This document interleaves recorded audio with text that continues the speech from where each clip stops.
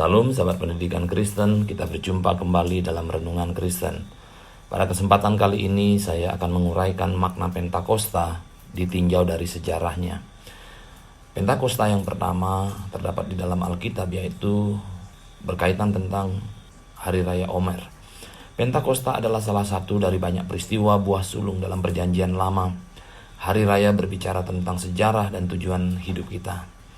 Hari Raya membantu kita mengingat bahwa Tuhan yang menyelamatkan kita di masa lalu adalah Tuhan yang sama, yang dapat kita andalkan untuk hari ini dan untuk masa depan. Pentakosta dalam sejarah Israel terdapat di dalam Imamat 23 ayat 15 sampai dengan 16. Demikian dikatakan, kemudian kamu harus menghitung mulai dari hari sesudah Sabat itu, yaitu waktu kamu membawa berkas persembahan unjukan. Harus ada genap 7 minggu sampai pada hari sesudah Sabat yang ke-7, kamu harus hitung 50 hari. Lalu kamu harus mempersembahkan korban sajian yang baru kepada Tuhan. Pentakosta memiliki makna 50 hari. Terkait dengan Imamat 23 ayat 15 sampai dengan 16, di situ disebutkan dengan jelas bahwa kamu harus hitung 50 hari. 50 hari itu menunjukkan bahwa itu adalah Pentakosta. Hari Raya Omer beralih kepada hukum Tuhan.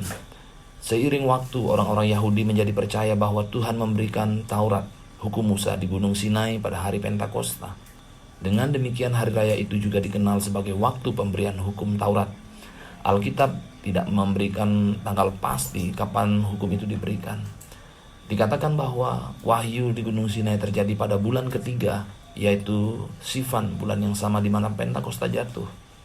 Demikian dikatakan di dalam Keluaran 19 ayat 1. Pada bulan ketiga setelah orang Israel keluar dari tanah Mesir, mereka tiba di padang gurun Sinai, dan pada hari itu juga para rabi percaya bahwa hari Pentakosta bertepatan dengan hari Tuhan ketika Tuhan berbicara kepada Musa di Gunung Sinai. Pemberian hukum Tuhan pada hari Pentakosta mengandung makna yang pertama adalah Allah mengangkat Israel dari hamba Firaun menjadi hamba Adonai. Jika kita memperhatikan, ada pergeseran pelaksanaan hari raya persembahan hasil pertanian kepada hukum Tuhan. Perayaan Pentakosta di Gunung Sinai diawali ketika Tuhan membebaskan Israel dari tangan Mesir. Dia memberi mereka firman-Nya dan mengungkapkan apa artinya menjadi umat-Nya. Orang-orang Yahudi diangkat oleh Tuhan dari menjadi hamba Firaun ke kehidupan baru, yaitu menjadi hamba Adonai atau hamba Tuhan.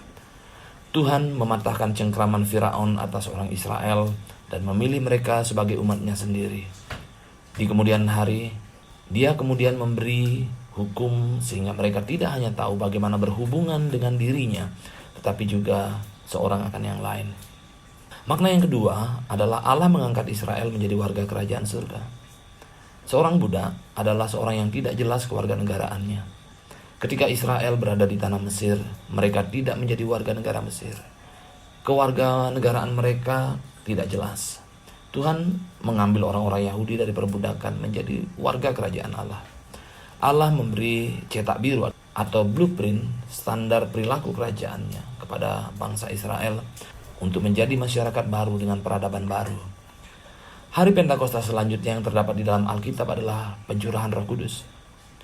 Hari Pentakosta yang dirayakan oleh orang Kristen didasarkan pada Kisah Rasul pasal 1.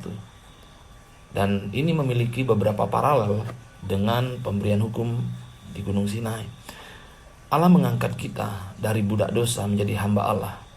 Seorang budak adalah seorang yang tidak memiliki hasil panen. Mereka harus bekerja untuk tuannya. Mereka tidak memiliki hasil panen sebagai persembahan kepada Allah.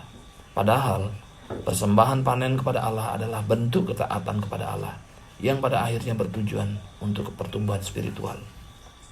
Demikian pula orang Kristen telah ditebus dari perbudakan dosa melalui pengorbanan Yesus di kayu salib. Dan sekarang kita menjadi hamba Allah. Berkat dan tanggung jawab dari tanaman kita, yaitu buah apapun yang telah Allah berikan kepada kita, baik itu bisnis, anak-anak, atau hubungan lain yang harus kita jaga, harusnya merangsang pertumbuhan spiritual atau rohani kita. Dan kita menjalankan dengan penuh rasa syukur, kepercayaan, dan pelayanan kepada Tuhan atas penyediaannya. Nah, untuk selanjutnya, saya akan membahas masalah Pentakosta dari sudut pandang kerajaan kegelapan. Ketika para murid menyaksikan Pentakosta, iblis dan kerajaannya juga pasti melihatnya. Dari sudut pandang para murid dan orang Kristen, Pentakosta sama sekali tidak masalah. Tetapi dari sudut pandang iblis, Pentakosta adalah satu masalah besar. Sahabat pendidikan Kristen, saya harus memberitahu Anda, saat Pentakosta dan seterusnya, iblis sedang mengalami hari-hari buruk. Ketika Yesus berada di bumi, dia adalah satu-satunya yang harus dihadapi iblis yang memiliki kuasa Roh Kudus. Tetapi sekarang setelah Roh Kudus dicurahkan di ruang atas kepada 120 orang, dia memiliki 120 Yesus kecil yang dipenuhi dengan kuasa Roh Kudus. Saat kita membaca kitab para rasul, kita menemukan bagaimana masalah iblis semakin bertambah setiap hari. Orang-orang menerimanya, itu memberi diri dibaptis, dan pada hari itu jumlah mereka bertambah kira-kira 3.000 jiwa. Kisah para rasul 2 ayat 46 berkata, dengan bertekun dan dengan sehati mereka berkumpul tiap-tiap hari dalam bait Allah. Mereka memecahkan roti di rumah masing-masing secara bergilir dan makan bersama-sama dengan gembira dan dengan tulus hati, sambil memuji Allah, dan mereka disukai semua orang.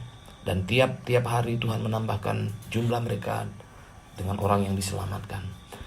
Sahabat pendidikan Kristen, dari 120 menjadi 3.120. Tuhan menambahkan setiap hari mereka yang diselamatkan. Dan ketika mereka sedang berdoa, goyanglah tempat mereka berkumpul itu, dan mereka semua penuh dengan Roh Kudus. Lalu mereka memberitakan firman Tuhan dengan berani.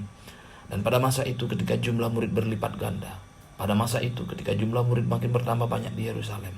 Demikian disebutkan di dalam Kisah Rasul 6 ayat 1a dan 7a. Sekarang kita melihat bahwa dari jiwa-jiwa yang ditambahkan ke dalam gereja menjadi jumlah murid yang berlipat ganda.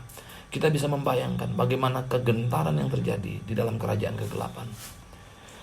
Kisah para Rasul 12 ayat 24 berkata, maka firman Tuhan semakin tersebar dan makin banyak didengar orang. Sekali lagi, kita melihat bahwa itu telah melampaui penambahan dan terus dalam berkalian.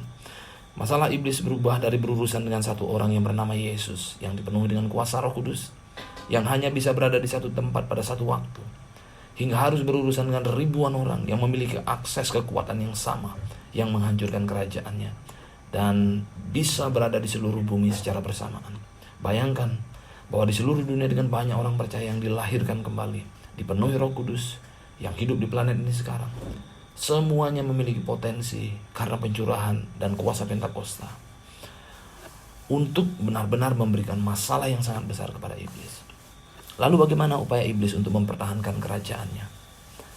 Alkitab mengatakan bahwa dia adalah pembohong dan bapa segala dusta. Yohanes 8 ayat 4. Seperti halnya ketika dia mencobai Hawa, iblis memutarbalikkan perkataan Allah.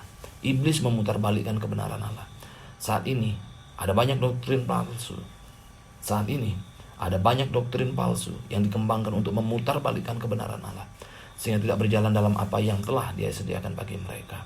Salah satu contoh kebohongan iblis adalah pengalaman pencurahan Roh Kudus bukan untuk hari ini. Itu sudah mati bersama para rasul. Sahabat pendidikan Kristen, jangan percaya akan hal itu. Ketika Anda percaya bahwa semua kekuatan supranatural Tuhan yang Anda lihat di dalam Alkitab tidak terjadi lagi. Segala sesuatu yang terjadi dalam kitab Kisah Para Rasul berhenti dengan berlalunya para rasul perjanjian baru. Tuhan dapat melakukan hal-hal supranatural jika Dia menginginkannya. Bagaimanapun juga kita harus paham dan percaya bahwa Dia berdaulat atas segala sesuatu. Kenapa sampai hari ini ada begitu banyak orang Kristen yang tidak mengalami kuasa Roh Kudus? Jawabannya adalah sederhana, karena mereka benar-benar tidak mengharapkan Dia. Dan karena itu Dia tidak melakukannya, dan Dia tidak akan melakukannya untuk menunjukkan manifestasi kuasanya. Sepanjang Anda tidak percaya, maka selama itu pula Anda tidak akan melihat kuasa Roh Kudus akan dinyatakan. Tetapi ketika engkau berubah dan mencari Dia, mengutamakan Dia, mengharapkan Dia untuk hidup di dalam hidupmu, mengatur seluruh hidupmu, menuntun engkau di sepanjang waktu, maka engkau akan melihat bagaimana kuasa Roh Kudus akan dinyatakan. Orang sakit akan menjadi sembuh, orang mati akan dibangkitkan, orang lumpuh akan dapat berjalan, yang buta dapat melihat. Kiranya uraian kali ini akan memberkati kita semua. Amin.